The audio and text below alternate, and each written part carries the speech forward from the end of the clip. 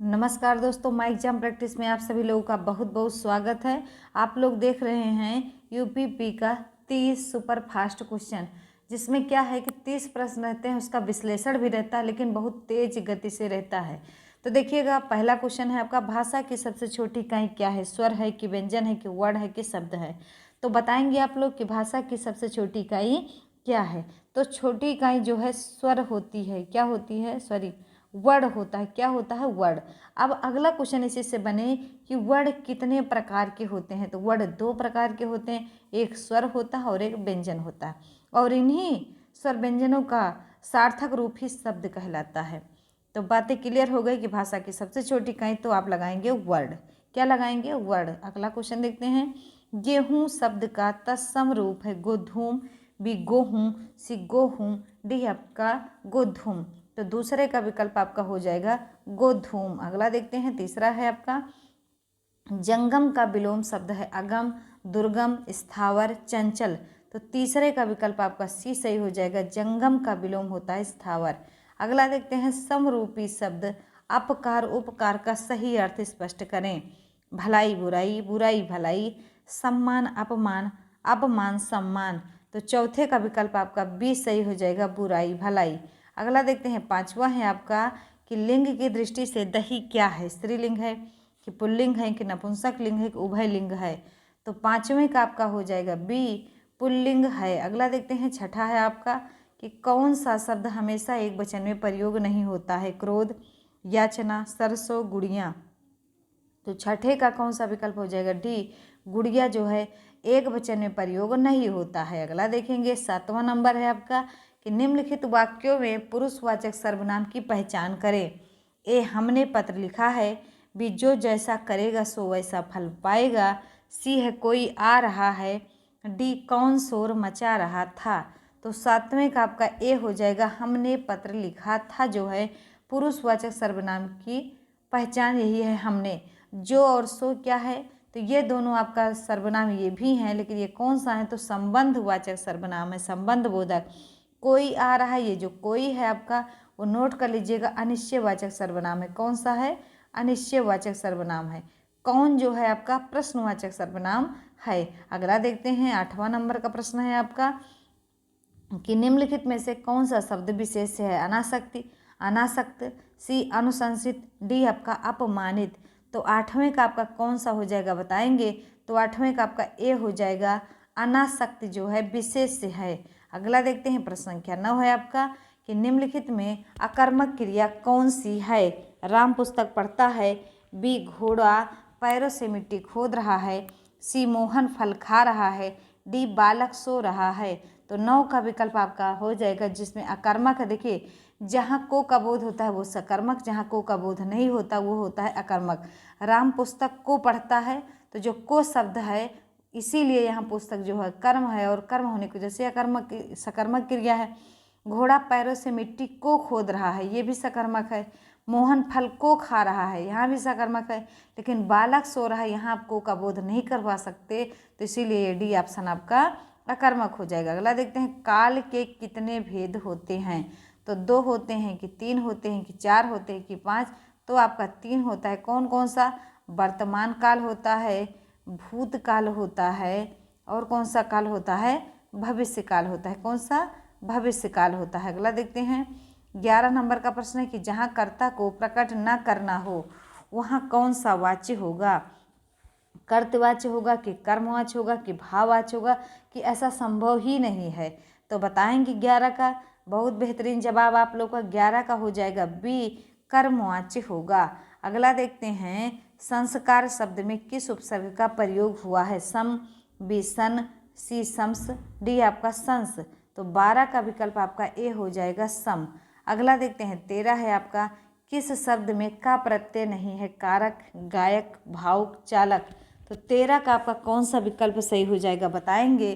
तो 13 का आपका सही हो जाएगा सी, भावुक में का प्रत्यय नहीं है। देखिए, कारक में है आपका, और क्री धातु से एक प्रत्यय लगा के बना है कारक।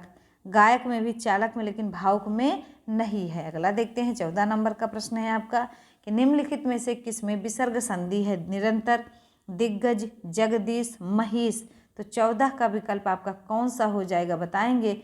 ए हो जाएगा निरंतर। इसमें क्या है कि आपका विसर्ग संधि है। निह धन अंतर, नोट कर लीजिएगा, इसका संधि विच्छेद पूछा जाए तो निह धन अंतर हो जाएगा, ये हो जाएगा। और दिग्गज का हो जाएगा दिग गज हो जाएगा, ये हो जाएगा आपका व्यंजन संधि इसमें है। और इसमें आपके महीश में क्या है? महाधन ईश, महीश हो जाएगा, महीधन ईश। इसमें आपका स्वर संधि हो जाएगा, इसमें भी आपका व्यंजन संधि हो जाएगा। अगला देखेंगे 15 नंबर का प्रश्न है, यथाशक्ति में कौन सा समास है? तत्पुरुष समास, द्वंद्व समास, अव्ययी भाव समास, कर्मधारय समास। तो यथाशक्ति में जो है आपका अव्ययी भाव समास हो जाएगा। अगला देखते हैं 16 नंबर का प्रश्न है आपका कि विराम चिन्ह के बारे में सही वाक्य नहीं है। विराम चिन्हों की जगह वर्णमाला में नहीं है। बी, विराम चिन्ह अर्थ संप्रेषण को सुगम बनाते हैं। सी, विराम चिन्हों की जगह वर्णमाला में है। डी, विराम चिन्ह वाचिक और अर्थभेदक दोनों तरह से अपना वजन रखते हैं। तो 16 का विकल्प आपका सी सही हो जाएगा। अगला देखते हैं 17 नंबर का है आपका, बांझ क्या जाने प्रसव की पीड़ा का अर्थ क्या है? ए, दूसरे का दुख दर्द नहीं समझना। बी, सहानुभूति नहीं दिखाना। सी, संतानहीन होना।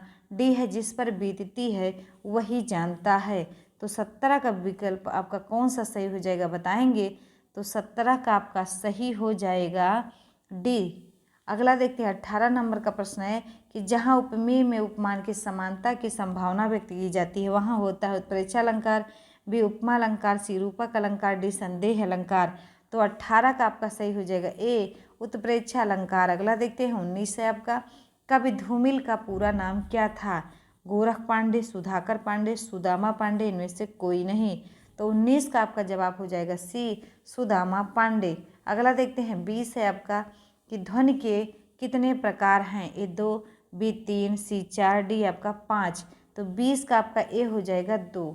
अगला देखते हैं 21 है आपका, छोटा, बड़ा, छोटी, बड़ी, छोटो, बड़ो क्या है? स्वर है कि व्यंजन है कि अनुस्वार है कि अनुनासिक है? तो 21 का बताएंगे कौन सा विकल्प हो जाएगा? तो ए, स्वर हो जाएगा। अगला देखते हैं 22 है आपका कि दंत वर्ग के व्यंजन हैं। चा वर्ग यासा।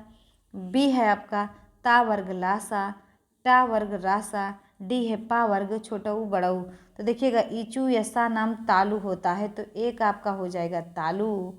और ऋतु लसा नाम दंता होता है, तो इसका मतलब होता है दांत।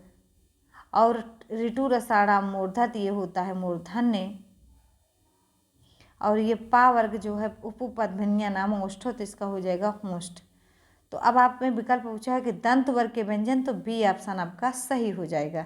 अगला देखते हैं निम्नलिखित में से, अब ये सब जो उच्चारण स्थान है आपको व्हाइट बोर्ड पे पढ़ाया गया, आप लोग जाके पढ़ सकते हैं। तो देखिएगा निम्नलिखित शब्दों में कौन सा अनुरणात्मक शब्द है? बंधन, चंद्रमा, रण क्षेत्र, खड़ खड़।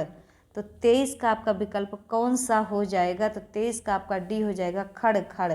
अगला देखते हैं 24 है आपका, अखरोट शब्द का तत्सम रूप है। अक्षवाट, बी अक्षोट, सी अक्षरोट, डी है आपका असरोट। तो 24 का आपका हो जाएगा विकल्प बी अक्षोट। अगला देखते हैं 25 है आपका कि निम्नलिखित में से कौन सा शब्द निशीथ का समानार्थी नहीं है? रात्रि, रजनी, तम, निशा। तो 25 का विकल्प आपका सी हो जाएगा तम। अगला देखते हैं 26 नंबर का प्रश्न है कि उन्मूलन शब्द का विलोम होगा अमूलन, निमीलन, समूलन, रोपण। तो 26 का आपका सही हो जाएगा बताएंगे। तो उन्मूलन का माने उखाड़ना होता है, रोपण मतलब होता है लगाना। अगला देखते हैं 27 से आपका कौन सा भंवरा तथा सहेली को प्रदर्शित करता है?